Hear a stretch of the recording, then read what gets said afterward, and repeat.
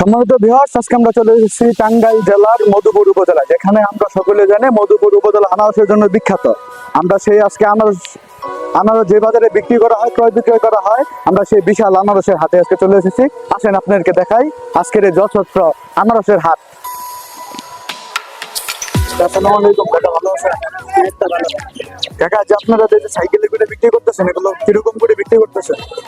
শতকরা ধরুন কেউ কেউ 2500 বেচা, কেউ কেউ 3000, আবার 4500 বেচা কিনে হয়।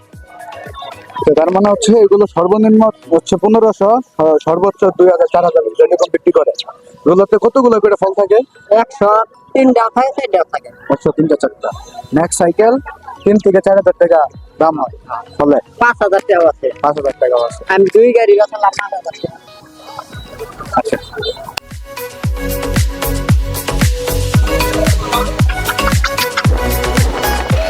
আসসালামু আলাইকুম কাকা, ভালো আছো?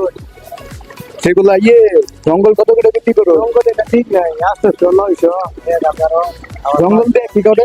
ওই যে ফল বোঝাই করে, ফল বোঝাই করে, মানে ওটার উপরে যাতে ফলে দাগ না পড়ে সেই জন্য দেয়। আচ্ছা, ধন্যবাদ। আচ্ছা।